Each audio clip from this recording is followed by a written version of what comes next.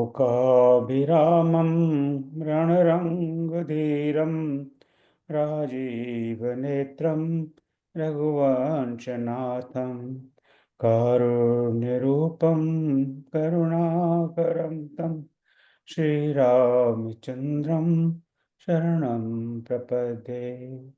मनोजवं मारुततुल्यवेगं यतेन्द्रियं बुद्धिमतां वरिष्ठं वातात्मजं वानरयोतमुख्यं श्रीरामदूतं शरणं प्रपद्ये। वसुदेवसुतं देवं कंसचाणूरमर्दनं देवकी परमानन्दं कृष्णं वन्दे जगद्गुरुं। कृष्णं वन्दे जगद्गुरुं।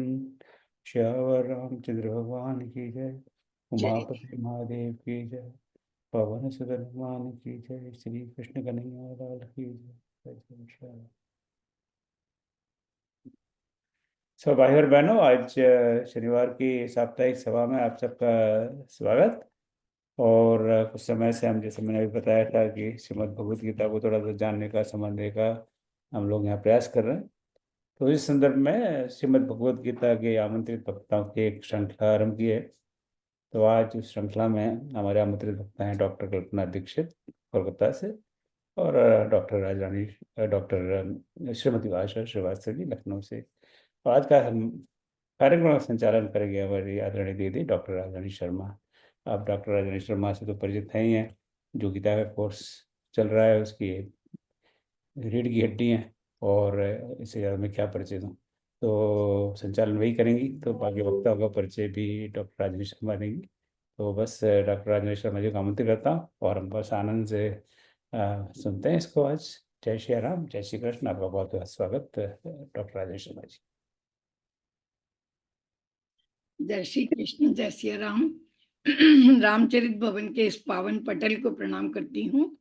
उस विभूति को प्रणाम, आदरणीय ओम जी को, जिन्होंने ऐसा अवसर दिया कि हम श्री कृष्ण चर्चा, श्री राम चर्चा करें और सबके व्याख्यान सुने और उससे लाभान्वित हों।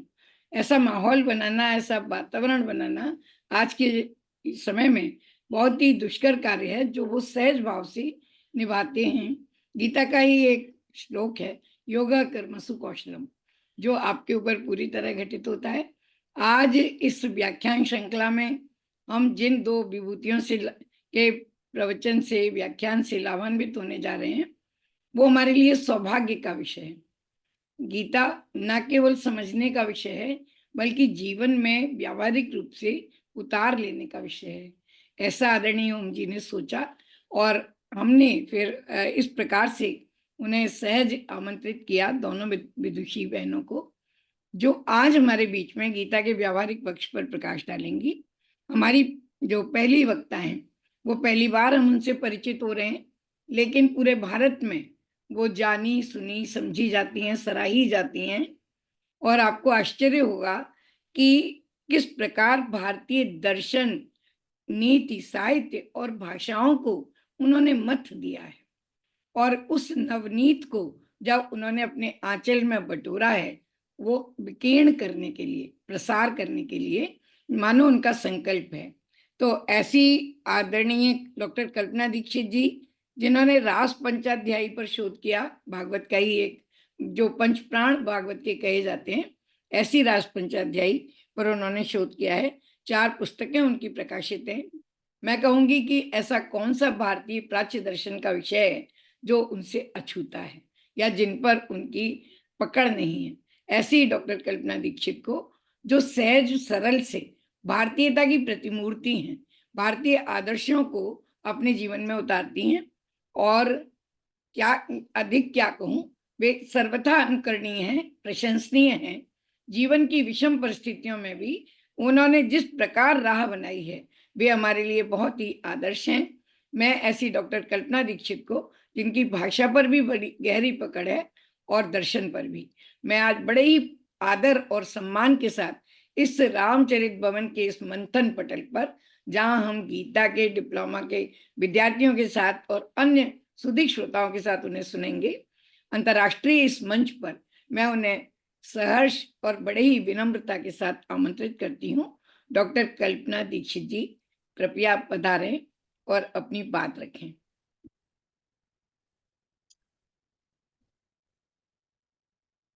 सभी को प्रणाम। सिया राम मैं सब जग जानी, करहु प्रणाम जोड़ी जुग पहाड़ी। कहते हैं बिनु सत्संग विवेक न होई, और बिनु हरि कृपा मिलहि नहीं संता। लेकिन इस कृपा में, हरि की कृपा में बड़ी बहन राजरानी जी ने जो भूमिका निभाई और हमें यह अवसर दिया, वह स्तुत्य है। उसके लिए मैं आभारी हूँ। और इसके साथ ही इस गुप्ता जी की आभारी हूँ जिन्होंने मुझे यह अवसर दिया। और परिचय में बड़ी बहन ने वात्सल्य दिखाकर कुछ ज्यादा ही बढ़ा चढ़ा कर किया। मुझे तो बड़ा झेप भी लग रही थी इस बात को लेकर कि इतना बहुत छोटा महसूस कर रही थी मैं अपने आप को। खैर, वो उनका दुलार है मेरे प्रति। अभी मैं विषय पर आती हूँ। और गीता जो है, ये है मानव धर्म का एक विषय है। हर व्यक्ति के जीवन में यह है और उसकी आवश्यकता है। तो मैं इसकी व्यावहारिक उपयोगिता पर आज बात करूंगी। और व्यावहारिक उपयोगिता पर इस पर जब हम अपनी बात रखेंगे, तो वर्तमान की जीवन शैली में किन किन रूपों में कर्म योग को हम कैसे उपयोग करें और इसकी महत्ता।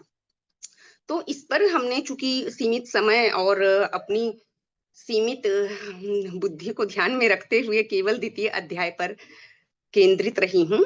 और अब ये देखते हैं कि यहाँ कर्मयोग की आवश्यकता वर्तमान जीवन में और व्यावहारिक जीवन में प्रायोगिक पक्ष पर हम कैसे यूज करें। मेरी आवाज आ रही है ना ठीक से? बहुत अच्छी आ रही है आपकी आवाज। अच्छी आ रही है, बहुत बढ़िया। एक मिनट, अन्वेषा तुम डैडी पास जाओ पहले।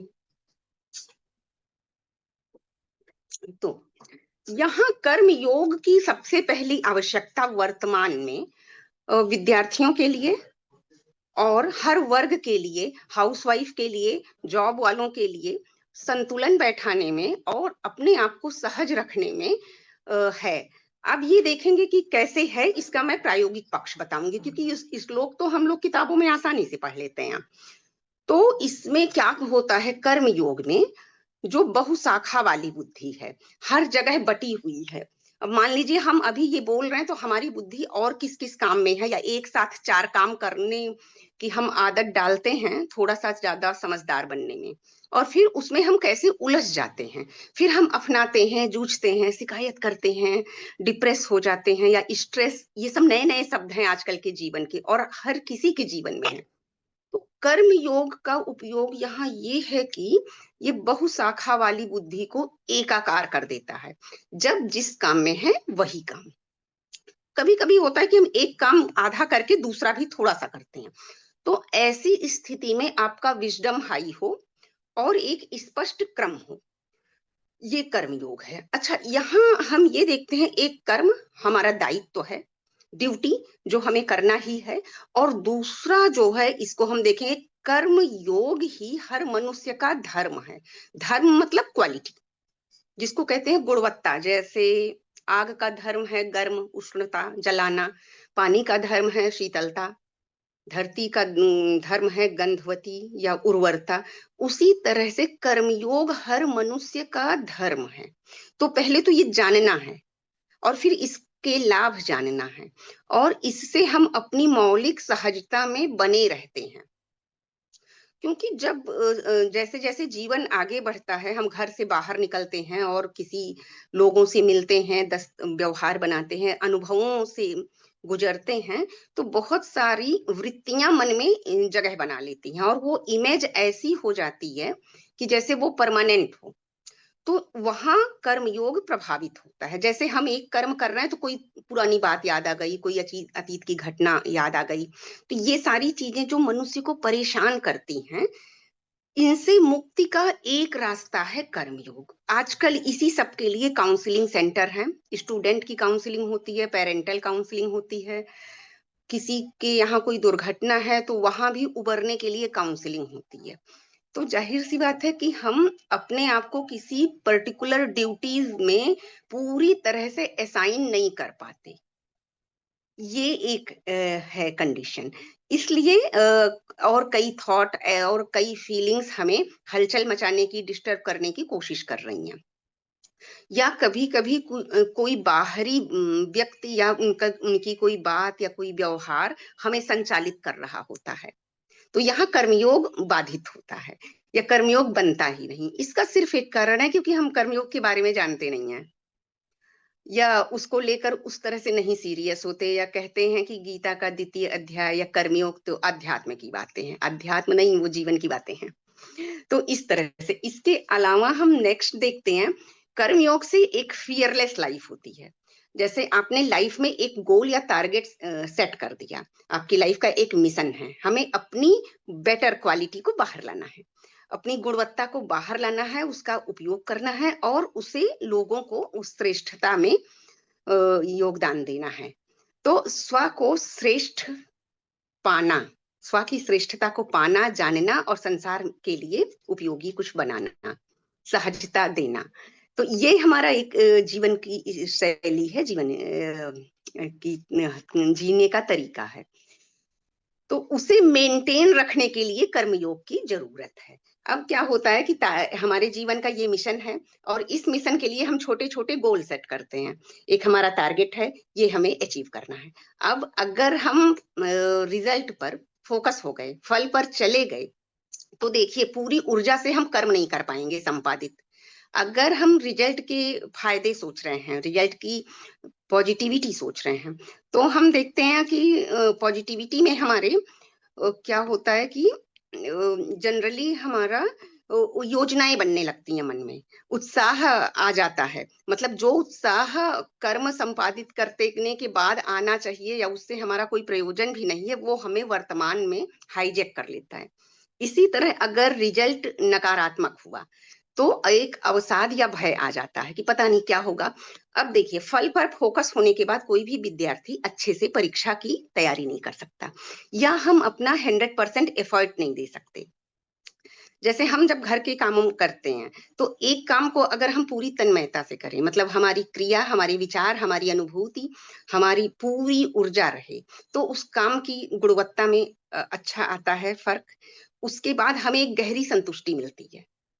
तो जब यह एकाकारता नहीं होती है तो उसी संतुष्टि का अभाव आता है। वो उसी संतुष्टि को पूरा करने के लिए फिर कुछ जो अच्छे हार्मोन होते हैं, डोपामाइन आदि, वो कम हो जाते हैं। फिर कभी-कभी हम शॉपिंग करके खुश होते हैं, कभी कुछ बाहर खा के खुश होते हैं या फिल्में देखकर खुश होते हैं, और ये टेम्परेरी हैप्पीनेस है। तो ये टेम्परेरी हैप्पीनेस के सहारे हमें एक बैसाखी है जिसके सहारे हमें जिंदगी जीना पड़ता है। और जब जाने का समय आता है या कोई दुर्घटना या बीमारी हुई तो हमें लगता है हम तो जिंदगी जिए ही नहीं। इसका सिर्फ एक कारण है कि कर्म करते समय हम खुद को एक साथ नहीं लगाए हैं। और यहाँ मैंने अध्याय 40 से 53 तक, श्लोक 40 से 53 तक लिया है द्वितीय अध्याय का। और इसी के अंतर्गत हम जब कर्म को क्रिया संपादन की बात करते हैं किसी एक में, तो हम पूरी तरह से ईमानदार होते हैं। पूरे ईमानदार होने पर जो है हम फल तक जाने का, सोचने का हमारे पास टाइम नहीं होता। हम जो कर रहे हैं कर रहे हैं, एक चीज। उसके बाद जो है सफलता के सपने एक्चुअली बड़ी तीव्रता से आते हैं और वो मुंगेरी लाल का बना देते हैं, तो उससे हम मुक्त रहते हैं। कोई भी विद्यार्थी है, रिजल्ट को लेकर हम आईआईटी करेंगे या ये करेंगे या ये करेंगे, अगर नहीं कर पाया तो वो बहुत गलत रास्ते में चले जाते हैं। कर पाए अगर, तो फिर अगर वो सपने ही देखने लगे करने के, तो फिर वो पूरी तैयारी नहीं कर पाएंगे। और अगर वो कर भी पाए तो उससे उनके जो बेनिफिट होंगे, जो अच्छे पैकेज जॉब, और उससे जो वो सुविधाएं बटोरेंगे, उससे उनका इतना डीप अटैचमेंट होगा, इतना डीप अटैचमेंट होगा, तो जीवन के प्रवाह को वो भरपूर जी नहीं पाएंगे। जब आप कहीं कहीं बंधे होंगे तो एकदम प्रवाह, नित्यता से वंचित हो जाते हैं। ये है एक। दूसरा देखें, चूंकि मैं भाषा बहुत जनरल ला रही हूँ और इसका यह कारण है कि ये वर्तमान जीवन और आम लोगों के लिए किस तरह से कर्मयोग का की उपादेयता मैं बता सकूं। दूसरा क्या होता है कि अगर हम एक काम में लीन हैं तो हमें कोई बहका नहीं सकता है, हमें कोई भी डिस्टर्ब नहीं कर सकता है, इवन हमारे अपने विचार भी हमें डिस्टर्ब नहीं करने आते हैं। ये एक है। नेक्स्ट हम देखते हैं कि जो है किसी भी काम में जो है मन जो है परिणाम को या फीलिंग्स में रन करके फीलिंग को पहले ले आता है। जैसे अगर हम रिजल्ट पे गए और रिजल्ट के बारे में सोचे तो उसकी अनुभूति कर्म करते समय आ जाती है, और जब कर्म करते समय ही आ जाती है तो वो फ्यूचर की अनुभूति एक फेक आईडी की तरह जनरेट होती है, फेक फीलिंग, और उससे हमारे व्यक्तित्व में एक हलचल सी बनी रहती है आंतरिक। तो इस तरह से एक स्थिरता का अभाव हो जाता है। उसी तरह से क्या होता है कि कर्म का एक ये भी है कि कर्मयोग कोई भी कर सकता है, इसमें बीज का नाश नहीं है। और अगर फल की इच्छा नहीं है तो फिर स्वार्थ रहित जीवन है। अगर आपके पास फल की इच्छा ही नहीं है तो स्वार्थ रहेगा ही नहीं। तो और कर्म है तो कर्म एक तरह की सक्रियता दे रहा है, निरंतरता दे रहा है, संतुष्टि दे रहा है, और सभी अनावश्यक से निर्लिप्त कर रहा है। फिर एक है कि हमारा कर्म ही हमारी ड्यूटी है, उसके बहुत सारे कंडीशंस हैं। अगर हम इस उम्र में हैं, ये परीक्षा है, ये टारगेट है, ये गोल है, यहाँ एडमिशन लिया है, या जैसे मुझे समय से भोजन बनाना है, तो उस सब के प्रति जो हमारा हमारा व्यक्तित्व एक आकारित हुआ है, वहां हम एक गहरी संतुष्टि पाते हैं और हम कुछ दे रहे हैं। हमें सिर्फ देना है, हमें अपना एफर्ट देना है, हमें अपनी ऊर्जा का मैक्सिमम उपयोग करना है। तो यहाँ एक गहन संतुष्टि फिर आ गई, एक आभारी होने की भावना आती है। ये इसका फायदा है। इसके बाद जैसे हम देखते हैं कि पतंजलि कहते हैं योग ये चित्त वृत्तियों का निरोध योग है।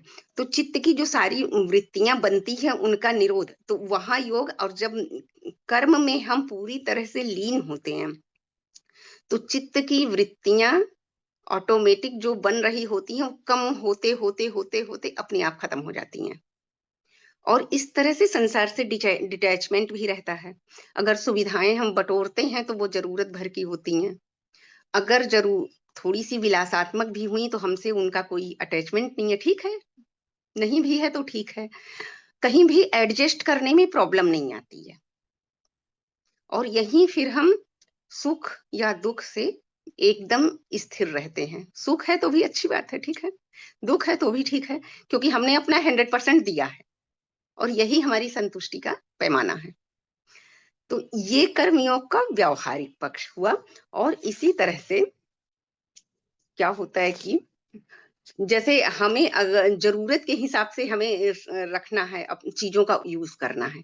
अगर हम अपने रिजल्ट पर बार बार फोकस रहेंगे या ये देख रहे हैं कि मेरे पास ये है, ये है, ये है, ये मेरा बायोडाटा है, ये है, तो हम फिर अपने आप से श्रेष्ठ नहीं बन पाते हैं, या जितना हमारा आउटकम आना चाहिए हमारी पर्सनैलिटी का वह बाधित होता है, फिर कुछ कागजों का ढेर रह जाता है। इसी तरह से जो मतलब सांसारिक सुविधाएं या फल है, फल के प्रति जब अगर हमारा थोड़ा भी फोकस गया तो हम कंफर्ट, रिलैक्स, ये सारे शब्द आने लगते हैं लाइफ में। और जब ये आते हैं तो ये बीमार बनाने लगते हैं, शब्द ही ये बीमार है। कंफर्टेबल, रिलैक्स, ये क्या है? तो ये एक जो स्वस्थ जीवन शैली है वह मुश्किल हो जाती है और सहजता कम हो जाती है। कुछ ना कुछ है, पता नहीं क्या हुआ है। अवसाद का या स्ट्रेस, एंजाइटी की यही कंडीशंस हैं। इसी तरह से जीवन में जो एक प्रॉपर फ्लो है, निरंतरता, समय के चक्र में सांस सांस आगे बढ़ना, इसके लिए भी जब जो है उसमें कैसे हम स्वयं को पिरोए रखें।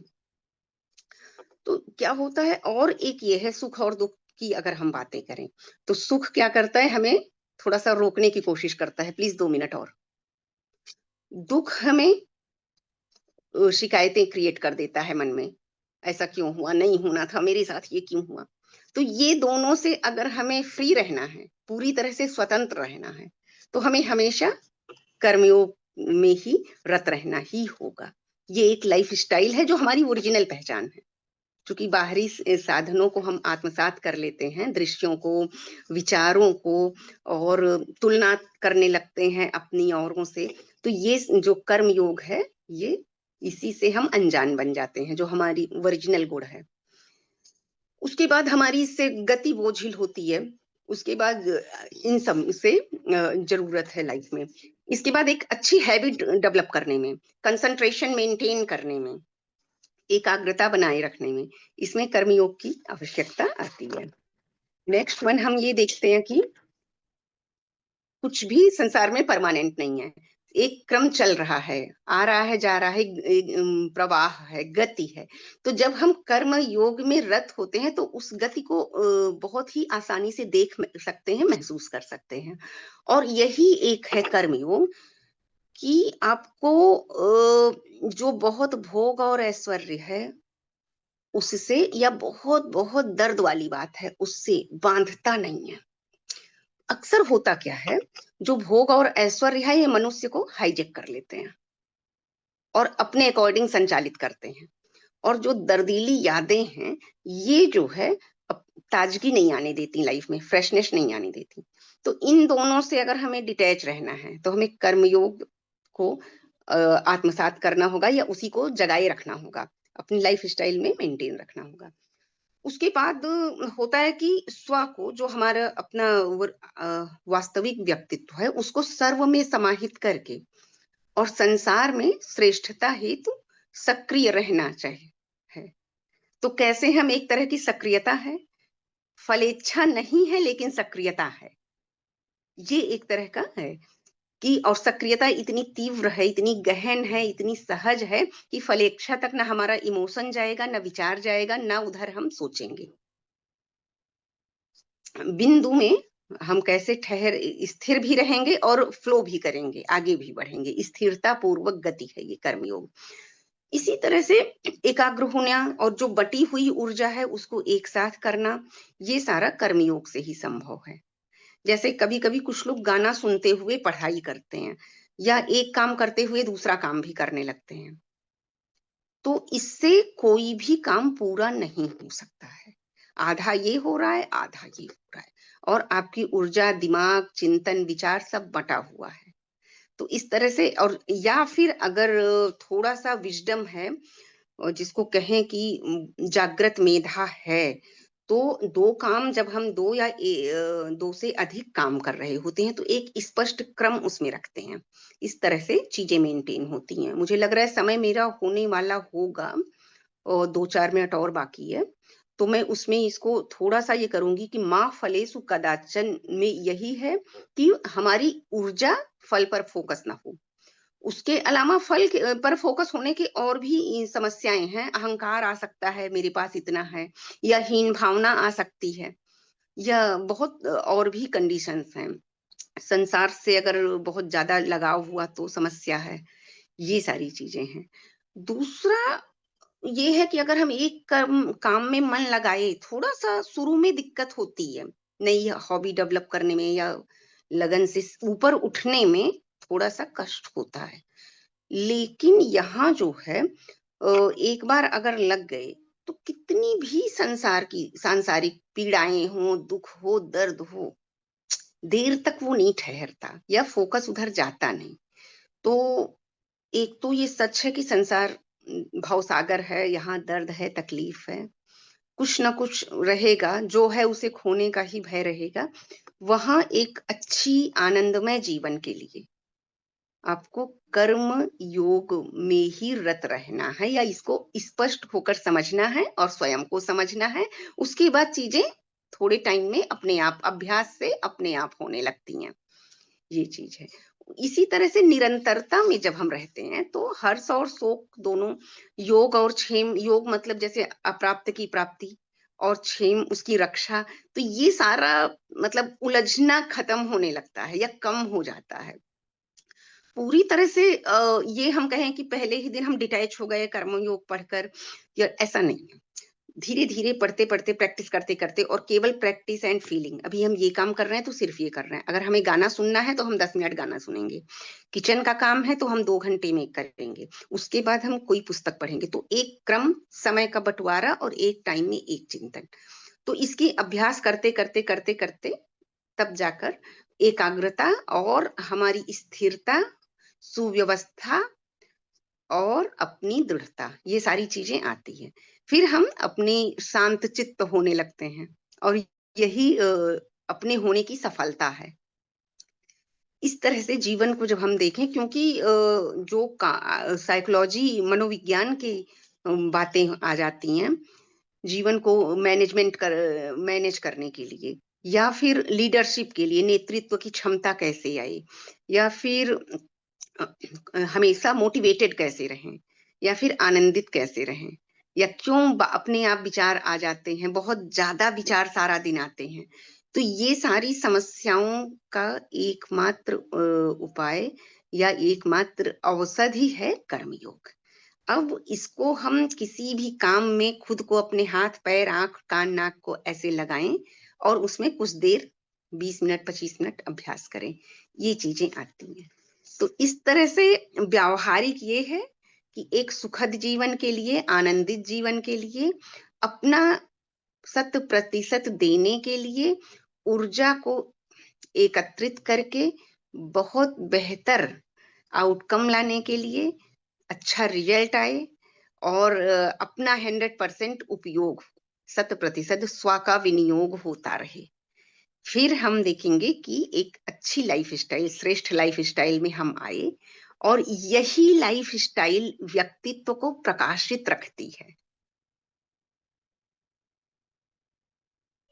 व्यक्तित्व इसी जीवन शैली में प्रकाशित होता है। बाकी तो सामान सुविधाओं और ये जो आईफोन तक खरीदने वाले भी दुखी रहते हैं, कुछ ना कुछ उन्हें घटा ही है, क्योंकि मार्केट आपको अगले ही पल एक नया लॉन्च करके दे देगा और जो वो अपने अपने पीछे ही दौड़ाएगा।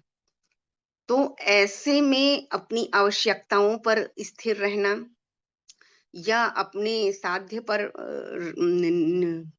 रहना, रुके रहना, इस तरह की चीजें ही हमें एक नियमित जीवन शैली देती हैं। तो कर्मयोग के संदर्भ में हम सिर्फ इतना कहेंगे कि इसके व्यावहारिक पक्ष पर हमें आना चाहिए और हर व्यक्ति को पढ़ना चाहिए। इसको पढ़ें, जानें और जीवन में उतार लें। इस तरह से उतारें, इस तरह से अभ्यास करें, इस तरह से उसको अनावश्यक से वैराग्य रखें कि प्रज्वलित रहें, प्रकाशित रहें। धन्यवाद और बहुत बहुत आभार। प्रणाम। बहुत सुंदर, बहुत सुंदर और बहुत अच्छा कल्पना जी, बहुत ही अच्छा। बहुत बढ़िया कल्पना जी, बहुत अच्छा। व्यावहारिक आपने बिल्कुल उतार दिया। बहुत सुंदर, बहुत आनंददायक।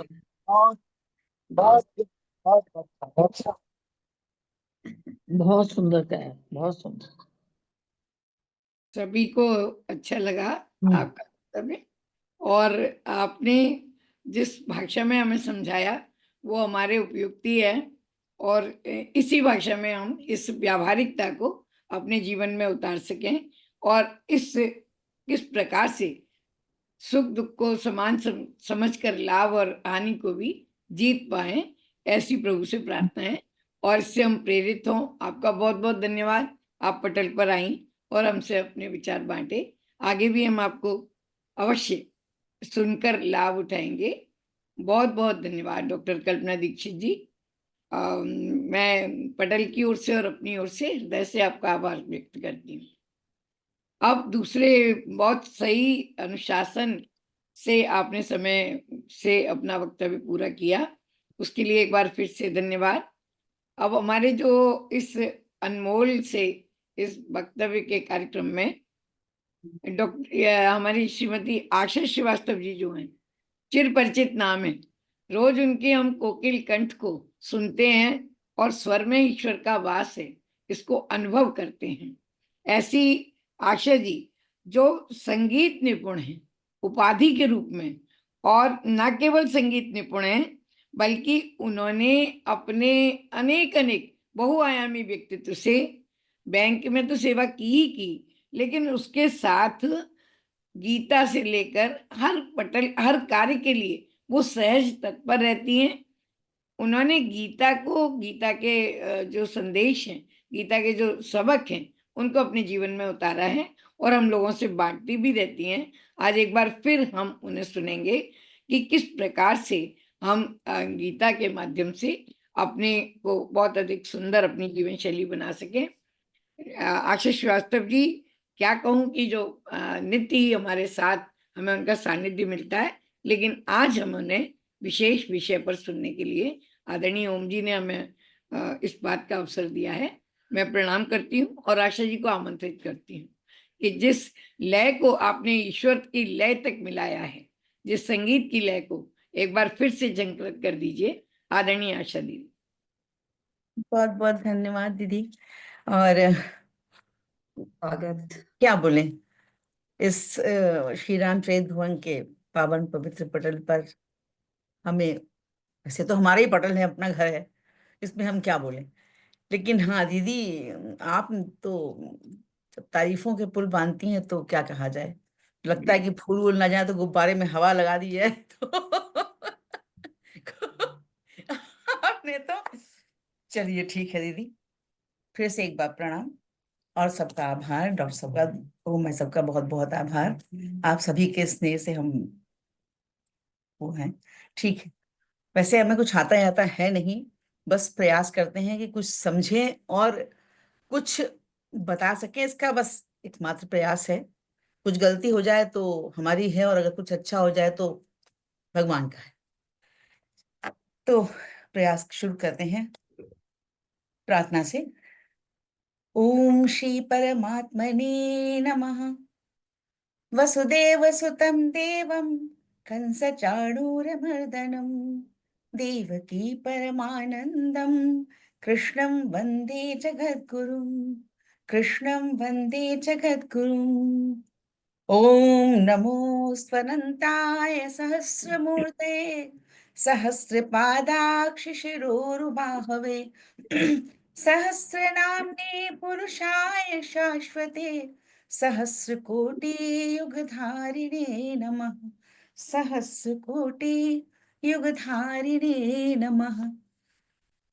तो श्रीमद् भगवद गीता ये भारतवर्ष का एक ऐसा ग्रंथ है जो किसी धर्म का, किसी पंथ का, किसी संप्रदाय का है ही नहीं, और किसी की विशेष बात नहीं कही गई इसमें। संपूर्ण मानवता का ग्रंथ है, और संभवतः इसीलिए विश्व में सबसे ज्यादा लोकप्रिय, सबसे ज्यादा पढ़े जाने वाले ग्रंथों में एक महत्वपूर्ण स्थान रखता है। श्रीमद् भगवद गीता की रचना आज से लगभग 5,500 वर्ष पूर्व हुई थी। सब जानते हैं, इसके परिचय देने की बहुत ज्यादा मेरे ख्याल से आवश्यकता नहीं है, लेकिन विलक्षणता इसकी ये है कि इसमें जो भगवान ने उपदेश दिए हैं अर्जुन को, वो ऐसे स्थान पर रहकर, जरा कल्पना की जाए कि युद्ध क्षेत्र के बीच में, जहां पहले सारे रणभेरियां बच चुकी हो, और उसके बाद उस बीच में योग की बात हो रही है और आध्यात्म की बात हो रही है। ये बहुत बड़ी बात है, और ऐसा प्रमाण कहीं विश्व में दूसरा है ही नहीं। तो ये गीता महाभारत के भीष्म पर्व का एक छोटा सा अंश है, 700 श्लोकों वाला। जैसे कि महाभारत के लिए कहा जाता है कि जो कुछ दुनिया में है, अच्छा या बुरा, सबसे अच्छा या सबसे बुरा जब तक का मिला है, वो सब महाभारत में है, और जो महाभारत में नहीं है वो दुनिया में कहीं नहीं। ऐसी मान्यता है। 1,00,000 श्लोक हैं उसमें। तो गीता की गणना असल में प्रस्थान त्रयी में की जाती है। प्रस्थान त्रयी में उपनिषद और ब्रह्म सूत्र भी शामिल हैं। इसलिए गीता का स्थान वही है जो कि उपनिषदों का या ब्रह्म सूत्र का है। उपनिषदों को गौ कहा गया है, गाय। गीता को उसका दुग्ध कहा गया है। इसका तात्पर्य यह है कि उस उपनिषदों में जो आध्यात्म विद्या थी उसे गीता सर्वांश में स्वीकार करती है। उपनिषदों की अनेक विद्याएं गीता में हैं, जैसे संसार के स्वरूप को के विषय में अश्वत्थ विद्या, अनादि अजन्मे ब्रह्म के विषय में अव्यय पुरुष विद्या इत्यादि। इसी प्रकार वेदों के ब्रह्मवाद और उपनिषदों के आध्यात्म, इन दोनों की विशिष्ट सामग्री गीता में सन्निविष्ट है। इसीलिए पुष्पिका के शब्दों में उपनिषत्सु और ब्रह्म विद्या कहा जाता है। गीता के हर अध्याय के अंत में जो पुष्पिका है उसमें यही आता है।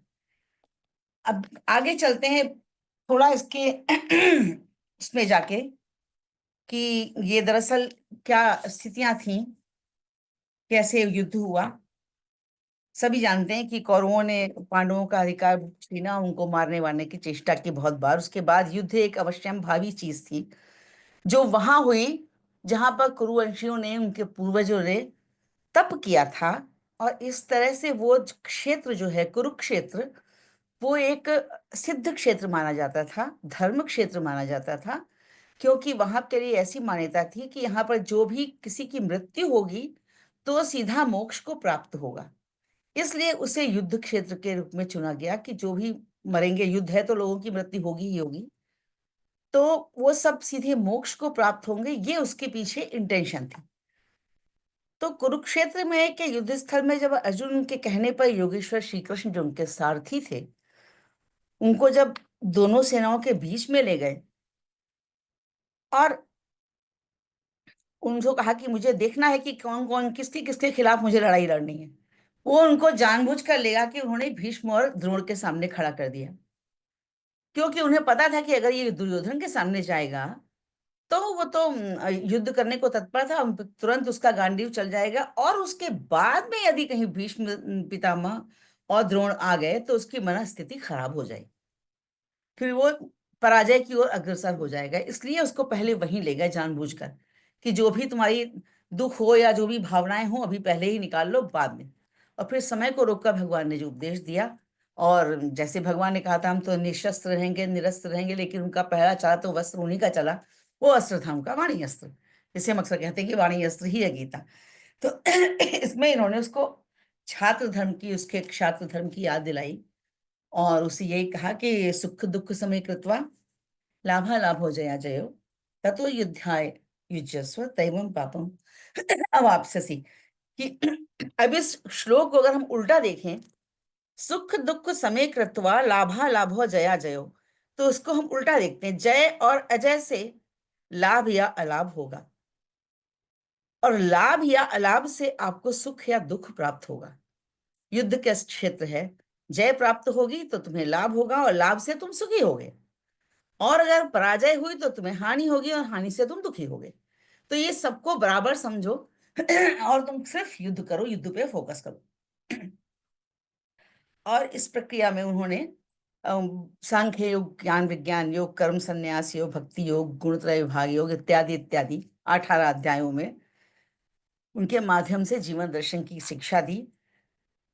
और एक बहुत महत्वपूर्ण बात यह है कि गीता एक ऐसा ग्रंथ है कि जब कोई भी परेशानी हो किसी को भी प्रैक्टिकल अपने जीवन में, तो गीता खोल लीजिए, कुछ ना कुछ उसका उपाय मिल जाता है, अवश्य मिल जाता है। ढूंढने की बात है बस, और उसके लिए भावना की बात है। तो गीता हमें जीने की कला सिखाती है, और कला ही नहीं, हम तो कहते हैं गीता विज्ञान है, एक संपूर्ण मनोविज्ञान है, जिसमें सीधे सीधे मन की बात की जाती है। भगवान ने जो कुछ भी कहा सीधे उसके मन को प्रभावित करने के लिए किया, क्योंकि वो जिस मनस्थिति में था उसके हाथ से गांडीव छूट गया था, और वो कतई बैठ गया था कि मुझे तो युद्ध करना ही नहीं है, मैं भिक्षा मांग लूंगा, लेकिन मैं अपने पितामह और गुरुजनों पर और संबंधियों पर इत्यादि पर मैं शस्त्र नहीं उठाऊंगा। अब ये सोचिए कि वो तो सबसे बड़ा योद्धा था अर्जुन, उसी पर सारा दारोमदार था। यदि वो ही उस समय वो अस्त्र शस्त्र छोड़ देता और युद्ध ना करता, तो पांडव तो मत कौरव तो बिना जीते, बिना युद्ध लड़े ही जीत जाते, और जो कि अधर्म की विजय होती। तो भगवान ने तो कहा ही है कि धर्म की स्थापना और अधर्म के नाश के लिए मैं जन्म लेता हूं हमेशा। तो उन्होंने इसलिए उसको उसका क्षात्र धर्म याद दिलाया कि भाई तुम क्षत्रिय हो तो तुम अपने धर्म से चलो, तुम्हारा युद्ध करना तुम्हारा धर्म है। तो अब ये अब बात क्या है कि मन जो है ना, ये मन बड़ा विचित्र है, बहुत शक्तिशाली है। अगर मन कोई काम नहीं करना चाहता है तो वो हजार बहाने ढूंढ लेता है।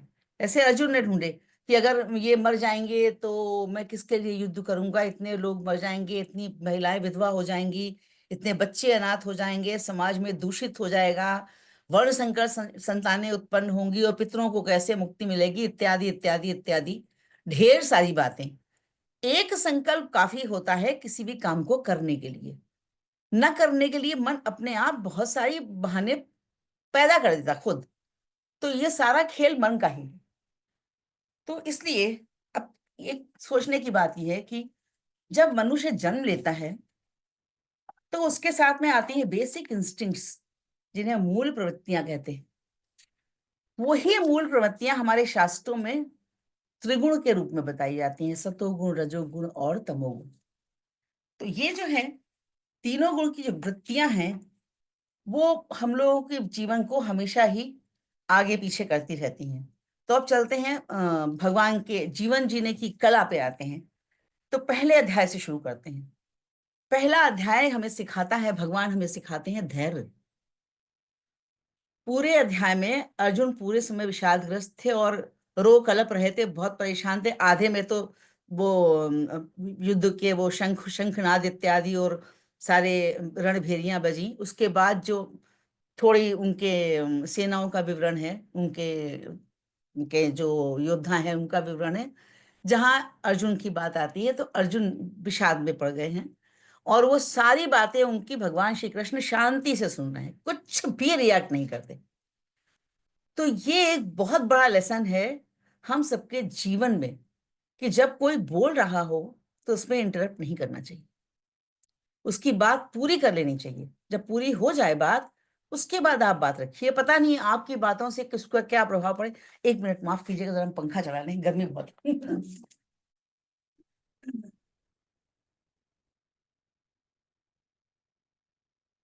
तो ये रहा धैर्य नंबर 1।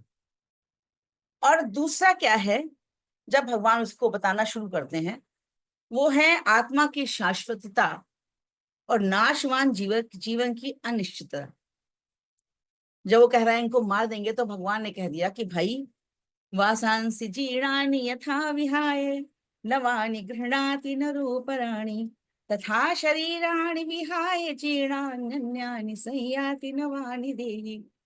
देखिए गीता गाई गई है, इसलिए हम श्लोकों को गाएंगे ही, तो झेलना पड़ेगा भाई तो इस प्रकार कि भगवान कहते हैं कि शरीर मरण मरण धर्मा है, इसमें रहने वाली आत्मा अजर अमर है। जैसे कपड़े बदलता है मनुष्य, वैसे ही आत्मा शरीर बदलती है। और आत्मा के गुण क्या है? नैनम छिन्दन्ति शस्त्राणि नैनम दहति पावका न चैनम क्लेदयन्ते आपो न शोषयति मारुता।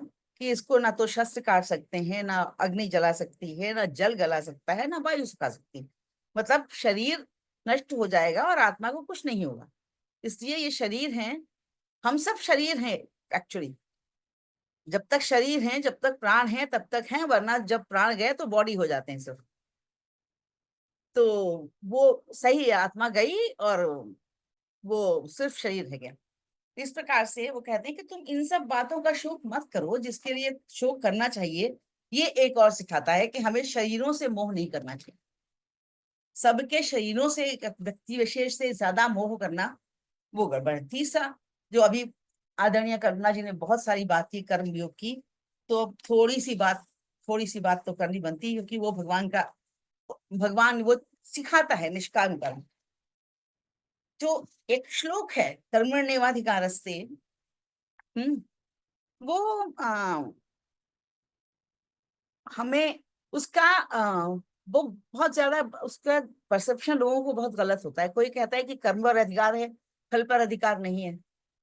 ऐसे कैसे होता है भाई? जब कोई एक्शन होगा तो उसका रिएक्शन तो होगा ही ना। अब अगर बच्चे एग्जाम दें तो ऐसा होगा कि आप ही पेपर लिखो और आप ही नंबर दो। नंबर देने का अधिकार तो टीचर का है ना। तो काम पे पूरा फोकस करें। अगर ये सोच लिया कि बाद में, जैसे कल्पना जी ने भी बहुत बार कहा कि अगर हम ये सोच लेंगे कि फल पे फोकस करेंगे तो अपना 100% कभी नहीं दे सकते। तो इसलिए कर्म पर फोकस करना, जो भी आदरणीय कल्पना जी बोल गई। और कर्मों के प्रकार क्या हैं वो हमें सिखाती है गीता कि हमें अपने नियत कर्म करने हैं, स्वधर्म का निर्वहन करना है। अब नियत कर्म क्या है? वो कर्म है जो शास्त्र विहित कर्म है। जैसे कि ब्राह्मणों का, जैसे वर्णों के हिसाब से अगर विभाजन किया जाए तो ब्राह्मणों का नियत कर्म शिक्षा प्रदान करना और भिक्षा के द्वारा अपने और अपने परिवार का भरण पोषण करना उसमें हुआ करता था। क्षत्रियों को धर्म शस्त्रों के माध्यम से समाज और धर्म की रक्षा करना। वैश्यों का धर्म समाज की आवश्यकता अनुसार वस्तुओं का विनिमय करना या वस्तुओं को उपलब्ध कराना इत्यादि, और शूद्रों का नियत कर्म इन सभी की सेवा करना और सफाई सुथरी रखना था। अब चूंकि वो क्षत्रिय था, उसे क्षात्र धर्म का पालन करना ही था, इसलिए उसका नियत कर्म था। और कर्म किए बिना तो किसी का शरीर का निर्वाह भी नहीं होता, जैसे कि भगवान ने कहा है, नियतम कुरु कर्म त्वम कर्मत्वम कर्म ज्यायो है कर्मणः शरीर यात्रापि न चे न प्रसिद्धेद कर्मणः। तो भगवान कहते हैं कि कोई भी व्यक्ति काम किए बिना नहीं रह सकता। उन्होंने अपना भी उदाहरण दिया कि देखो, मुझे कुछ काम करने की आवश्यकता नहीं है, लेकिन फिर भी मैं करता हूँ क्योंकि जो मैं उदाहरण प्रस्तुत करूंगा मुझे सब लोग फॉलो करेंगे। तो यदि आप लीडर हैं, अपने घर के हैं, या किसी भी घर में आप बड़े हैं या छोटे हैं, जैसे भी हैं, जो अपने काम को यदि आप अच्छे से करेंगे तो आप दूसरों के सामने एक अच्छा उदाहरण प्रस्तुत कर सकेंगे। तो नियत कर्म को पूरी श्रद्धा से और पूरे ईमानदारी से करना चाहिए। अब आता है स्वधर्म। स्वधर्म क्या है? स्वधर्म का पालन करना और परधर्म से दूरी बनाए रखना। स्वधर्म दरअसल हम लोग का डीएनए है। वो इसे हम डीएनए मान सकते हैं, क्योंकि इस ब्रह्मांड में वैसे तो सभी के कर्तव्य निर्धारित हैं, लेकिन सबका अपना धर्म अपनी कर्तव्य योग्यता से ही, कि जैसा भी हो, वो अपना धर्म जो है स्वधर्म, वो दूसरों के धर्म को अपनाने से श्रेष्ठ है, चाहे वो आपका धर्म कुछ भी हो। अब यदि सोचा जाए कि अगर भी हम आज भी हम देखते हैं कि अगर जो लोग जिस क्षेत्र में पारंगत हैं, या जो लोग देखते चले, या डॉक्टर्स के बेटे डॉक्टर्स ही बनते हैं, क्योंकि वो डीएनए में है अधिकतर। ऐसा नहीं कि उन्हें डॉक्टरी बचपन से घुट्टी में पिला दी गई हो, ऐसा कुछ नहीं होता, लेकिन चूंकि उनके डीएनए में है, इसलिए उनका रुझान उधर ही होगा। अब जरा कल्पना कीजिए कि लता दीदी इतनी बढ़िया सिंगर थी बम्बई में, वही, और सचिन तेंदुलकर इतने बड़े क्रिकेटर। अगर लता दीदी कहीं क्रिकेट खेलने चलती और सचिन गाना गाने चलते तो क्या होता? सत्यानाश होता ना दोनों को। इसलिए अपने धर्म का, अपने डीएनए को फॉलो करना चाहिए। ये भगवान कहते हैं कि अपने धर्म का पालन करो। दूसरे का धर्म चाहे कितना भी अच्छा हो, लेकिन वो भयंकर होता है, भय उत्पन्न करेगा, क्योंकि उसमें आप कंफर्टेबल नहीं होते। जो आपका धर्म है वही आप कर सकते हैं, और नहीं। वो कहावत है ना, जिसका काम उसी को साजे और करे तो पता नहीं क्या है उसके आगे, जो भी हो यही। अब बहुत इंपॉर्टेंट बात जो भगवान इसमें सिखाते हैं हम लोगों को, गीता सिखाती है, इंद्रियों पर नियंत्रण और गुणातीत होना। अब इंद्रियां तो सभी हैं। आदमी शरीर जो है वो 5 पंच महाभूतों, 5 ज्ञानेंद्रियां, 5 कर्मेंद्रियां, 5 उनके विषय, और मन बुद्ध चित्त अहंकार मिला के 24 तत्वों से बन जाता है शरीर। और इसी में शरीर और मन पूरा। लेकिन मन तो बहुत चंचल है, तो उस पर नियंत्रण करना कैसे होगा? तो उसके लिए जैसे भगवान ने सिखाया है कि यदि मन भटके तो अभ्यास से पहले उसे जबरदस्ती खींचकर उसको हटाइए वहां से। सपोज कि आपको बहुत अच्छा लग रहा है कुछ, मान लो हम डायबिटिक हैं, ये हमारी कमजोरी है, और अगर हमें रसगुल्ला अच्छा लग रहा है तो उसकी तरफ दिमाग जाएगा। तो ऐसे में बेहतर है कि वहां से हट लो, क्योंकि अगर नहीं हटे तो आपका मन जो है जबरिया आपको वहीं ले जाएगा, और आप इतनी शीघ्रता से रसगुल्ला उठा के इतनी शीघ्रता से मुंह में डालेंगे, और फिर सोचेंगे ओहो, क्योंकि प्रैक्टिकली मेरे साथ ऐसा होता है, इसलिए हम बता सकते हैं बात अनुभव का विषय। फिर सोचेंगे कि हो ये क्यों कर दिया। तो बेहतर है कि अभ्यास से उसको थोड़ा अलग कर लो, और उस तरफ से अपना ध्यान हटा लो। ध्यान हटा लेंगे तो कुछ नहीं। और अभ्यास, भगवान हर चीज में अभ्यास बताते हैं।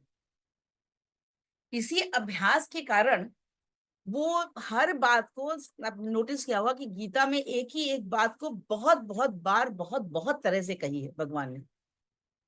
हर अध्याय में कर्म योग भी है, हर अध्याय में भक्ति योग भी है, हर अध्याय में थोड़ा थोड़ा ज्ञान योग सब में है।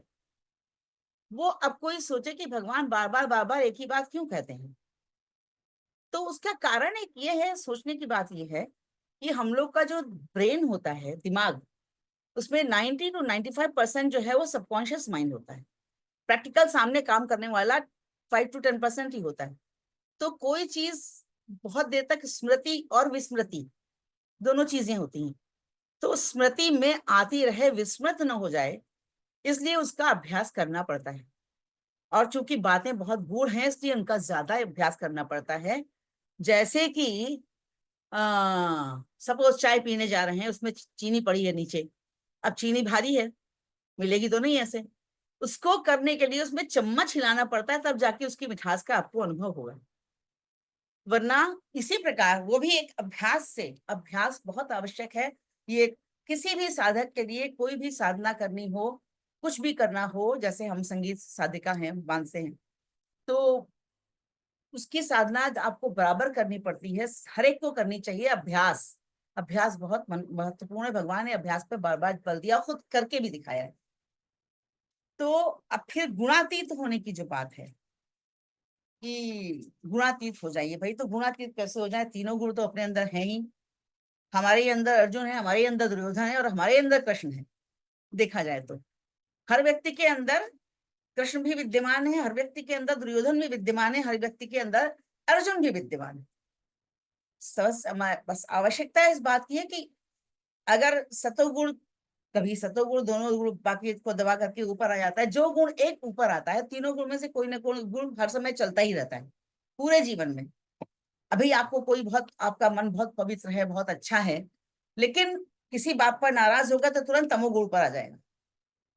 तो उनको, उन तीनों से, और तीनों गुणों के जो गलतियां हैं, जो कमियां हैं, वो भगवान ने बहुत अच्छे से बताई हैं कि सतोगुणी को ज्ञान है, बहुत ज्ञानी हैं, भक्त हैं, और उनको उस ज्ञान का अहंकार हो जाता है, लेकिन उस अहंकार का उनको ज्ञान नहीं होता। वो अपने आप में ही मग्न रहते हैं, उनको लगता है हम सबसे अच्छे हैं। और रजोगुण तो सचमुच देखा जाए तो संसार में सबसे ज्यादा इंपॉर्टेंट है रजोगुण, क्योंकि बाकी सारे गुणों में गति तो है लेकिन प्रगति नहीं है। प्रगति के लिए रजोगुण बहुत आवश्यक है, और वो युवावस्था से आरंभिक प्रौढ़ावस्था तक सभी में ज्यादा होना ही चाहिए, क्योंकि तभी आप कार्य करने के लिए उत्सुक होंगे। रजोगुणी व्यक्ति पहले अपने लिए सोचेगा, स्वार्थ से कुछ हासिल करना है, फिर वो परिवार पे, फिर समाज के लिए, फिर राष्ट्र के लिए, और फिर विश्व के लिए। बहुत सारे उदाहरण है, अपने रतन टाटा जी उससे सबसे बड़े उदाहरण है। और वो, उनको उसमें आसक्ति भी नहीं है, उनको संसार से आसक्ति भी नहीं है। तो ऐसे संत हैं, जैसे हमारे आदरणीय कलाम साहब थे, अपने राष्ट्रपति, कहने को गृहस्थी में छोटी सी गृहस्थी, और कितना सारा काम किया उन्होंने। तो वो संत, तो इस प्रकार, लेकिन तीनों गुणों की बैलेंसिंग करना वो आवश्यक है। गुणातीत होना तो थोड़ा कठिन है, लेकिन हाँ, बैलेंसिंग करके और उन गुणों में, उन गुणों के द्वारा जो कार्य किए जा रहे हैं उनके फलों में आसक्ति नहीं होना, वो है गुणातीत होना। अब फिर आगे भगवान बताते हैं, और आगे चीजें हैं कि कर्म, अकर्म और विकर्म, जो भी कर्म किए जाते हैं, कर्म तो सारे किए जाते हैं, लेकिन कर्म आप किस भावना से कर रहे हैं, वो उस कर्म को अकर्म या विकर्म या कर्म की श्रेणी में रखते हैं। यदि कर्म अच्छे मन से किए जा रहे हैं तो वे अकर्म की श्रेणी में आ जाते हैं, लेकिन उसी कर्म में यदि मंशा खराब हुई, एक व्यक्ति किसी को दान कर रहा है, यूं ही दान कर रहा है कि चलो अच्छे मन से दान कर रहा है तो चलो ठीक है, वो अकर्म हो गया। लेकिन अगर ये सोच के कर रहा है कि इसको हमने दिया है तो इसके वापस में कब ये हमको वापस करेगा, ये हमको इससे कब क्या मिलेगा, या इसको दे, मांग तो जहां दे तो दिया है लेकिन सत्यानाश हो, बेड़ा गर्क हो इसका, तो वो जो है फिर वो विकर्म हो गया, क्योंकि वो आपकी मंशा गलत हो गई। कुछ भी किया जाए उसमें मंशा बहुत इंपॉर्टेंट है, कि आपके अंदर की मानसिक स्थिति क्या है, किस मंशा से आप कर रहे हैं। तो ये है। और सभी जानते हैं कि कर्मों की गति बहुत गहन है। इसमें एक बहुत अच्छा श्लोक है भगवान का, कर्मणो ह्यपि बोद्धव्यम बोध्यम्यम च विकर्मणः अकर्मणश्च बोद्धव्यम गहना कर्मणो गति। कि कर्मों की गति बहुत गहन होती है, ये पीछा नहीं छोड़ती, जन्मों जन्मांतर तक कर्म कर्म कभी पीछा नहीं छोड़ते। जो कामना शून्य है और जिनका चित्त और इंद्रियां संयत हैं और जो केवल शरीर रक्षा और निर्वाह के लिए उपयोगी कर्म करते हैं, वो पाप को प्राप्त नहीं होते। जो प्राप्त वस्तु से संतुष्ट है और शीत उष्ण इत्यादि मतलब द्वंद्वों में संभाव है, तो वो कर्म फल में आसक्त नहीं हो सकते। इसीलिए अब इसके अगला जो लेसन है इसका, वो है संभाव। समय तो नहीं हो गया बहुत ज्यादा? 5 मिनट में खत्म करते हैं। वो ये है कि सभी वो शीतोष्ण दुख सुख सुख में सम रहना, लेकिन एक बहुत जो इम्पोर्टेंट चीज है वो है तुल्य निंदा स्तुति मौनी संतुष्टो ये न केनचित, क्योंकि जो निंदा और स्तुति दोनों में समभाव रखे। कारण ये है कि निंदा और स्तुति दूसरे करते हैं ना, तो वो आपको अपनी तरह से समझते हैं, अपने नजरिए से देखते हैं। और जो स्तुति करेगा या जो निंदा करेगा, दोनों सच नहीं होते, क्योंकि जो आप हैं वो दूसरे कोई समझ ही नहीं सकते। तो इसलिए यदि कोई स्तुति करे तो भी निर्विकार रहना चाहिए, और अगर निंदा करे तो भी निर्विकार रहना चाहिए। भगवान ने अपने जीवन में ये करके दिखाया है। जब उन्होंने विश्व रूप दर्शन विराट रूप दिखाया उसको, अर्जुन को, और अर्जुन भय थोड़ा विस्मय थोड़ा प्रेम थोड़ी घबराहट सब मिला के वो स्तुति करने लगे, 10-11 श्लोक में स्तुति कर गए। उसका भगवान पे क्या असर हुआ? कोई नहीं असर हुआ। भगवान ने कहा ठीक है, मैं तो कालों का काल हूं, तुमने देख लिया ना, मैं सबको मार चुका हूं। तो अब ये है, तुम सिर्फ निमित्त मात्र भव सव्यसाचिन, कि मान लो कि सब मारे जा चुके हैं मेरे द्वारा, और तस्मात युद्धस्व, एक ही टारगेट है कि तुम युद्ध करो बस, उसी के लिए सारा काम कहा जा रहा है। तो ये उन्होंने अपने उससे दिखाया, और निंदा का उनका उससे बढ़िया उदाहरण भगवान के उससे हो ही नहीं सकता। क्योंकि जब महाभारत का युद्ध समाप्त हुआ और भगवान गांधारी के पास गए, तो गांधारी ने ये नहीं सोचा कि किसने युद्ध कराया, किस युद्ध का कारण क्या था। उसको ना अपने पति की कमी नजर आई, ना अपने भाई की, ना अपने बेटे की। उन सब ने युद्ध किया, शाप किसको मिला? कृष्ण भगवान को। और उन्होंने उसको भी ग्रहण कर लिया, ठीक है, वो अच्छी बात है, क्योंकि उन्हें मालूम है ये सब, जब सब इनका यादव वंश का नाश होगा ही होगा कभी ना कभी, सब शरीर है, मरेंगे ही मरेंगे, तो कोई बात नहीं, श्रेय इनको ले लेने दो। तो ये है तुल्य निंदा स्थिति। और मौनी मतलब मौन रहना। मौन रहने की एक बहुत खास बात यह है कि मन से मौन रहे। ये नहीं कि जबान चुप है और आपका मन कुछ कुछ चल रहा है, वो मौन नहीं होता। वो मौन के नाम पर छला हुआ होता है। अगर कोई ऐसा कहता है कि मौन व्रत करके बैठे हैं, मन में कुछ कुछ चल रहा है, तो वो आप खुद को भी धोखा देता है, दूसरे को भी धोखा देता है। अब आते हैं शरीर पर, क्योंकि ऐसा तो है नहीं कि भगवान ने सिर्फ मन की ही बातें की, शरीर की बात नहीं की। शरीर तो सबसे इंपॉर्टेंट है, क्योंकि शरीर के अंदर ही तो रहना है। शरीर जो है वो आत्मा का घर है ना। अब घर चाहे किराए का ही हो, उसकी देखभाल तो अच्छी से करनी ही चाहिए, वरना अगर घर गड़बड़ हो गया तो फिर आत्मा कैसे रहेगी। तो उसके लिए भगवान ने 6ठे अध्याय में बहुत बढ़िया श्लोक हैं। युक्ताहार विहारस्य युक्त चेष्टस्य कर्मसु युक्त स्वभावबोधस्य योगो भवति दुःखः, कि अगर इस 9 द्वारों के शरीर में, स्थूल शरीर की देखरेख में, अब आज देखिए, आज भी डॉक्टर से ही कहते हैं संतुलित खाना खाइए, टहलिए, और नियमित सोइए, इतने घंटे सोइए जरूर, इतने समय जग जाइए। ये सब बातें भगवान, अब डॉक्टर लोग बोलते हैं पढ़ पढ़ के, हमारे तो भगवान बहुत हजारों साल पहले यही बात बोल गए। और उसमें जो नियमित प्राणायाम का महत्व भगवान ने 6ठे अध्याय के श्लोक संख्या 11, 12, 13 में योग करने के सारे चीजें, कि कैसा बिछौना होना चाहिए, कैसे बैठना चाहिए, सीधे बैठो, मेरुदंड सीधा रखो, आंखें पूरी खुली ना हो, पूरी बंद ना हो, और ऐसे ये आज्ञा चक्र पे ध्यान करके ओमकार का अभ्यास करो। ये कैसे साधना की जाए, इस सब की जानकारी भगवान ने स्वयं ही दे दी। तो आज भी जो योग गुरु हैं, यानी कि योगा गुरु सो कॉल्ड, क्योंकि लोग योगा बहुत बोलते हैं, अगर संस्कृत में लिखते हैं तो योग, जो ग है तो उसमें आ अपने आप मिला होता है, तो उसको अंग्रेजी में बना के योगा कर दिया। तो उसमें यही है कि वो सब भी वही सिखाते हैं। अब आए भगवान का जो बहुत इंपॉर्टेंट चीज है मेरी नजर में, वो है भक्ति योग और संपूर्ण समर्पण। जो जितनी भी आज परेशानियां हैं, जितनी भी, देखिए बच्चा 6 साल के बच्चे को हार्ट फेल हो गया यहाँ पर, तो 6 साल के बच्चे को हार्ट फेल होने का मतलब उस पर कितना ज्यादा दिमागी दबाव होगा कि इतने छोटे से बच्चे की मृत्यु हो गई हार्ट फेल से। हार्ट फेल पे याद आया कि भगवान कहाँ रहते हैं। कहते तो हैं भगवान कि हम सबके अंदर रहते हैं, लेकिन रहते कहाँ हैं भाई? ये भी तो जगह भी तो होगी ना कोई। तो भगवान ने खुद बताया है 15वें अध्याय के 15वें श्लोक में, सर्वस्य चाहं हृदि सन्निविष्टो मत्तः स्मृति ज्ञानमपोहनं च वेदैश्च सर्वैरहमेव वेद्यो वेदांत कृद्देव विदेव चाहम, कि मैं सभी मनुष्यों के हृदय में रहता हूँ और इसको अंगुष्ठ मात्र में रहते हैं, ऐसा कठोपनिषद में यमराज ने कठोपनिषद की प्रथम वल्ली का कौन सा मंत्र है याद नहीं, मगर हाँ है वो मंत्र इस प्रकार है, अंगुष्ठ मात्र पुरुषो पुरुषो मध्य आत्मा तिष्ठति ईशानो भूत भव्यस्य न ततो विजुगुप्सते एतद्वतत्, कि मैं सबके मनुष्यों के हृदय, सब प्राणियों के हृदय में अंगुष्ठ मात्र रहता हूं। और इसका तो ये सिद्ध कैसे होता है, सारी भावनाएं हृदय से, शायर लोग गाने गाते हैं, बनाते हैं, कवि लोग गीत बनाते हैं, दिल की ही बातें करते हैं, दिल लिया, दर्द लिया, दिल में ये हुआ, दिल में हो गया, सोचते थे कि ये दिल का क्या है, एक अंग ही तो है शरीर का, उसके लिए काहे को इतनी आफत।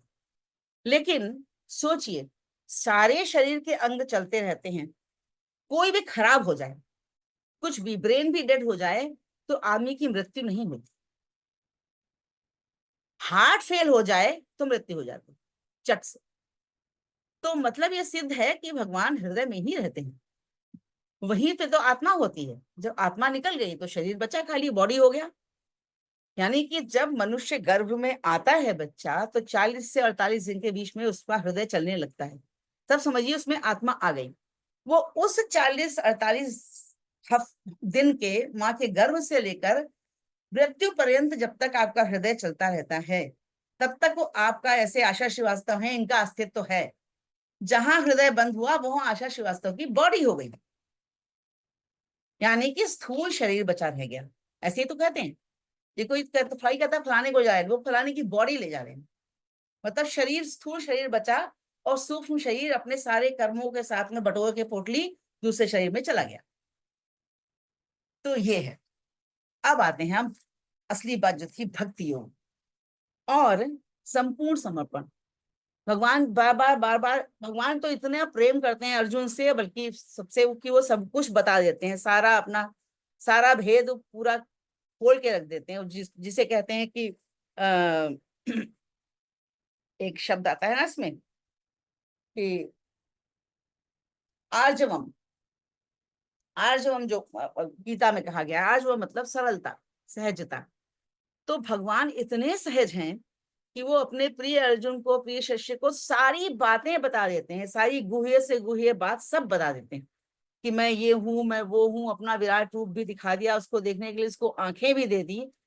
और उससे कहते हैं कि तुम जो भी काम करो, वो उनके माध्यम से हम सबको भी कहते हैं कि संपूर्ण समर्पण कर दो, जो भी करो वो मुझे मुझे समर्पित कर दो।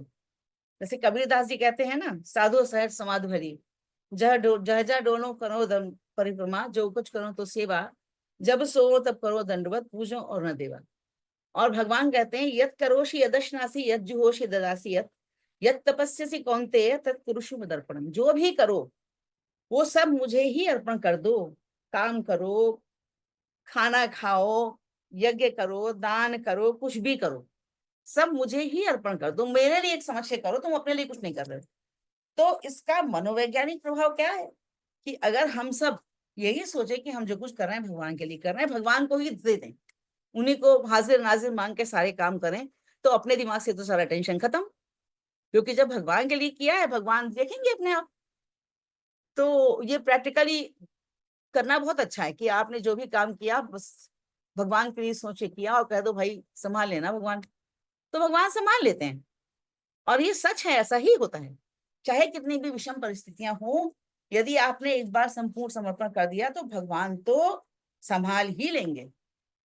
अब आदि गुरु स्वामी शंकराचार्य जी का कहना था कि ये अपने शंकरा जी का, कि जब कुछ काम कर रहे हो तो एक हाथ से काम करो, एक हाथ से भगवान को पकड़े रहो, और जब कुछ काम ना करो तो दोनों हाथ से भगवान को पकड़े रहो, भगवान को मत छोड़ो बस, तो जीवन सफल है। तो इस प्रकार से जो उन्होंने, अब चाहे भक्ति चाहे जैसी की जाए, सगुण की जाए, निर्गुण की जाए, कैसी भी की जाए, पकड़ने की बात है बस। भगवान को पकड़ के रखिए। तो भगवान ने यही कहा कि भाई मुझमें मन स्थापित करो और स्थिर करो, और यदि ये करने में असमर्थ हो तो अभ्यास योग से कर लो। गाना वाना भजन भजन कर लो, तो मुझे पाने की चेष्टा करो। इसमें भी ना हो कर पाओ तो पूजा पाठ कर लो, जब तब कर लो, मुझे प्राप्त करने की कुछ नहीं। और कुछ भी ना कर पाओ तो यह सारे कार्यों को मेरे शरणागत आके मुझे ये सौंप दो, खत्म बात। तो मैं तुम्हारे योगक्षेम भाव में मैं तुम्हारा योगक्षेम खुद अपने आप ले लूंगा। तो इन बातों के साथ समय तो खत्म होने वाला है, हम अपनी बात का समापन करते हैं। और अंत में वही जैसे संपुट बोलते हैं ना, वो संपुट भगवान जी का, सर्वधर्मान परित्यज्य मामेकं शरणं व्रज अहं त्वा सर्व पापेभ्यो मोक्षयिष्यामि मा शुचः। इस बातों के साथ हम वाणी को विराम देते हैं शांति पाठ के साथ। शांति पाठ भी ऐसा ही है ईशावास्य उपनिषद का, जो भगवान को आत्मा और परमात्मा के मिलने की बात करता है। ओम पूर्णमदः पूर्णमिदं पूर्णात् पूर्णमुदच्यते पूर्णस्य पूर्णमादाय पूर्णमेवावशिष्यते। ओम शांति शांति शांति। नमो नमः। बहुत ही सुंदर, बहुत ही सुंदर, बहुत ही सुंदर। बहुत ही सुंदर। बहुत अच्छा आशा बहुत जी। बढ़िया आशा नमो जी। नमः, बहुत बढ़िया भाई। बहुत बढ़िया। बहुत सुंदर। नमो नमः। बहुत सुंदर, बहुत सहज भाषा में और बहुत ही ज्यादा सार गर्भित आपका था। और कल्पना दीदी का भी उतना ही अच्छा था, बहुत ही ज्यादा मन को छू गया और ऐसा लग रहा था कि हमारे जीवन में जो रोज होता है आप बता रही हैं। और बहुत सुंदर था। बहुत आपको अनेकों अनेक बधाइयाँ और धन्यवाद। अति सुंदर। धन्यवाद। बहुत बहुत अरे वो हमारा क्या है, सब जब न बहुत ममा मेरा नहीं है। बहुत है, सुंदर, बहुत मेरा जय हो। कुछ नहीं है। नमस्कार सबको, नमस्कार। आशा जी बहुत नमस्ते सुंदर, मजा आ गया। बहुत सुंदर। कल्पना जी का भी बहुत सुंदर। धन्यवाद। बहुत सुंदर जी। कल्पना जी का भी। चलिए, मैं कह रही हूँ बस केवल इतना कि कौन कहता है कि शास्त्र हमारे कठिन हैं, कौन कहता है कि जीवन से दूर हैं, कौन कहता है कि बोझिल हैं या समझ में नहीं आते। आज के दोनों व्याख्यान सुनकर मन गदगद है और ऐसा लग रहा है कि वो हमारी सांस सांस में बसे हुए हैं। भगवान ने हमारे ही लिए कहे हैं। हमारे दोनों ही जो वक्ता आज के रही, कल्पना जी और आशा जी, उन्होंने बहुत नवनीत हमें निचोड़ कर दिया है। उनके लिए हम बहुत बहुत आभारी हैं। और मैं आदरणीय ओम जी को ये कहूँगी कि उन्हीं की शैली आज दोनों ही व्याख्यानों में फलवती हुई है। जिस तरह वो गहन शास्त्र के सिद्धांतों को बहुत हल्का फुल्का कर कर हमारे सामने रखते हैं, ऐसे ही आशा जी और कल्पना जी ने भी आज हमें अपनी बात रखी। बहुत सुंदर दोनों विषय का प्रतिपादन हुआ। और मैं अब आदरणीय ओम जी से कहूंगी कि वे कुछ कहें, फिर उसके बाद शांति मंत्र कहते हैं। पहले तो सभी वक्ताओं के लिए, दोनों वक्ताओं के लिए और हमारे संचालन के लिए डॉक्टर राजेंद्र शर्मा के लिए तालियां बजाएं।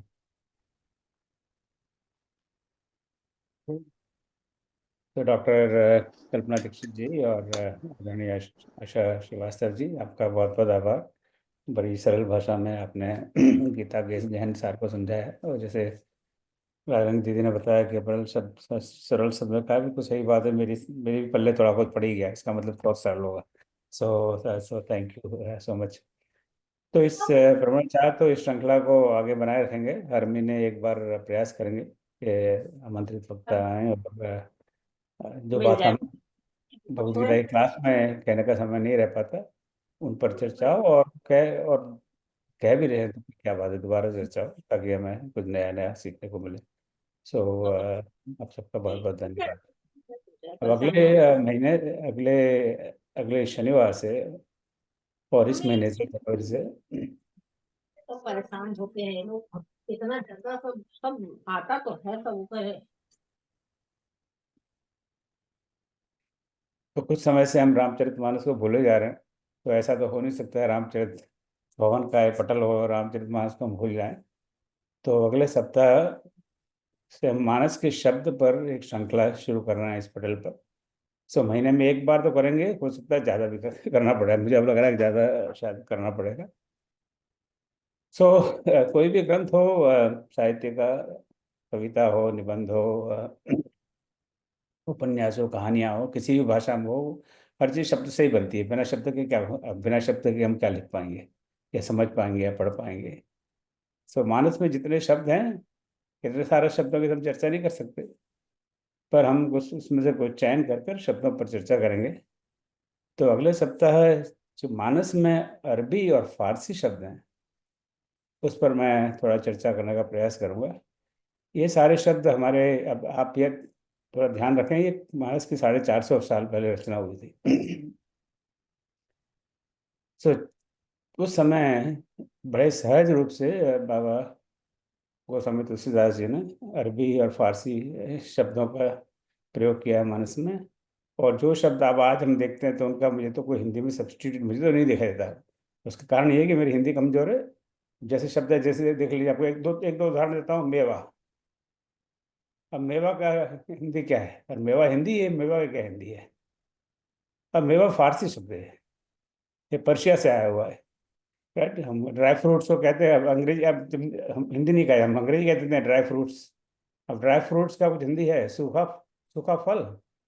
आप बाजार में जाइए, कहिए आइए भैया जरा आप थोड़े सूखे फल देना, तो बोले आपका दिमाग खराब हुआ है बहन जी, सूखा फल क्या है? हम तो कोई फल वल नहीं रखते हैं। बट ड्राई फ्रूट, हाँ हाँ ड्राई फ्रूट्स, हाँ बताता हूँ क्या चाहिए आपको। दूसरा शब्द बता रहा हूँ, गरीब। अब गरीब का हम हिंदी में अर्थ निकाल सकते हैं, पर बोलचाल की भाषा में गरीब का, ये बड़ा गरीब बच्चा है। जैसे आप मेरे लिए कहेंगे अरे बड़ा गरीब सा वो बैठा हुआ है वहां पर। अब ये अरबी शब्द है। जहाज, जहाज अरबी शब्द है। बाग, चलो बाग में घूमने चलते हैं, अब ये फारसी शब्द है। तो इस तरह करीब करीब 100 शब्दों का श्री रामचरितमानस में उल्लेख है। तो उस पर हम चर्चा करेंगे अगले सप्ताह। इसमें कुछ गलतियां होंगी तो उस समय आप सुधार दीजिएगा। पर आप किसी अरबी और फारसी शब्द से परिचित हो जो मानस में प्रयोग हुआ हो तो मुझे भेज दीजिए, क्योंकि मेरे जो संकलन में अगर वो छूट गया हो तो मैं उसका समावेश कर सकूँ। कुछ शब्द ऐसे हैं जो अरबी, फारसी और संस्कृत के मेल से बने हुए हैं। तो कुछ शब्द ऐसे हैं जिनके बारे में जो विद्वान हैं जो इस विषय पर शोध करते हैं, उनको स्वयं को शंका है कि ये संस्कृत है या फारसी है, कहाँ से आया है। तो उस पर भी थोड़ा सा हम बात करेंगे। तो ये अगले सप्ताह का कार्यक्रम में, तो आपको इस तरह की कोई रुचि हो तो आप पधारें। और कुछ शायद नई जानकारी भी मिले, और कुछ आपके आपके पास जानकारी हो हमसे साझा करें, ताकि हम इससे मानस को समझने में सरलता रहेगी। और फिर आने वाले सप्ताह में, महीने में कम से कम एक दिन तो आवश्यक, पर हो सकता है 2 दिन भी हम मानस के शब्दों पर भी आगे से चर्चा करेंगे। सो अपना बहुत बहुत धन्यवाद कल्पना जी का, आशा जी का और राजा जी का, आज के संचालन के लिए और आज के कार्यक्रम के लिए, वक्तव्य के लिए। और आप सबका आभार, आप सब बता रहे इतनी बड़ी संख्या में और इसका आनंद लिया। मैं आपका बड़ा आभारी हूँ। मैं पुनः राजा रानी जी को मंच दे रहा हूँ, तो समापन करें। जय श्री राम। बहुत धन्यवाद, आप इतने अवसर हमें देते हैं इस पटल पर कि बहुत ही ज्ञान से हमारा मन तृप्त रहता है और ज्यादा पिपासा बढ़ती ही जाती है। अब मैं बहुत ही विनय के साथ कोकिल कंठी आशा जी से ही प्रार्थना करूंगी कि वे स्तुति मंत्र करें। मैं प्रणाम करती हूँ। शांति मंत्र। शांति मंत्र, सॉरी। ओम सर्वेषां स्वस्तिर्भवतु, सर्वेषां शान्तिर्भवतु, सर्वेषां पूर्णं भवतु, सर्वेषां, क्या था भूल गए। ओम सर्वे भवन्तु सुखिनः, सर्वे सन्तु निरामयाः, सर्वे भद्राणि पश्यन्तु, मा कश्चित् दुःखभाग् भवेत्। ओम सर्वे भवन्तु सुखिनः, सर्वे सन्तु निरामयाः, सर्वे भद्राणि पश्यन्तु, मा कश्चित् दुःखभाग् भवेत्। असतो मा सद्गमय, तमसो मा ज्योतिर्गमय, मृत्योर्मामृतं गमय। ओम शांति शांति शांति।